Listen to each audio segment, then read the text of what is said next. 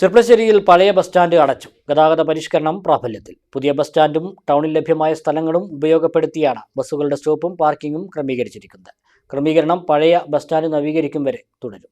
പതിറ്റാണ്ടുകൾ പഴക്കമുള്ള ചെർപ്പളശ്ശേരിയിലെ പഴയ ബസ് സ്റ്റാൻഡ് കെട്ടിടം അതീവ ശോച്യാവസ്ഥയിലായതിനെ തുടർന്ന് ബസ് സ്റ്റാൻഡ് അടച്ചിടാൻ തീരുമാനിച്ചതോടെയാണ് ശനിയാഴ്ച മുതൽ ഗതാഗത പരിഷ്കരണം പ്രാബല്യത്തിൽ വന്നത്. പുതിയ ബസ് സ്റ്റാൻഡും ടൗണിൽ ലഭ്യമായ സ്ഥലങ്ങളും ഉപയോഗപ്പെടുത്തിയാണ് ബസ്സുകളുടെ സ്റ്റോപ്പും പാർക്കിങ്ങും ക്രമീകരിച്ചിരിക്കുന്നത്. പട്ടാമ്പി റോഡ് ഭാഗത്തു നിന്നും വരുന്ന ബസ്സുകൾ പഴയ ബസ് സ്റ്റാൻഡ് പരിസരത്ത് ആളെ ഇറക്കി പുതിയ ബസ് സ്റ്റാൻഡിലാണ് പാർക്ക് ചെയ്യുന്നത്. പാലക്കാട് റോഡ് ഭാഗത്തു നിന്നും വരുന്ന ബസ്സുകൾ പഴയ ബസ് സ്റ്റാൻഡ് പരിസരത്ത് ആളെ ഇറക്കി ഗവൺമെന്റ് ഹോസ്പിറ്റലിന് സമീപം പാർക്ക് ചെയ്യുന്ന രീതിയിലുമാണ് ക്രമീകരിച്ചിരിക്കുന്നത്. ഒറ്റപ്പാലം റോഡിലൂടെ വരുന്ന ബസ്സുകൾ പഴയ ബസ് സ്റ്റാൻഡിന് സമീപം ആളെ ഇറക്കി ഗവൺമെന്റ് ഹോസ്പിറ്റലിന് സമീപം പാർക്ക് ചെയ്യാനുമാണ് നിർദ്ദേശം. പഴയ ബസ് സ്റ്റാൻഡിൽ ഉണ്ടായിരുന്ന വിശ്രമ കേന്ദ്രം യാത്രക്കാർക്കായി നിലനിർത്തും. വിശ്രമ കേന്ദ്രം കൂടുതൽ വിപുലീകരിക്കാനും താൽക്കാലിക കംഫർട്ട് സ്റ്റേഷൻ നിർമ്മിക്കാനും പ്രവർത്തനങ്ങൾ ആരംഭിച്ചിട്ടുണ്ട്.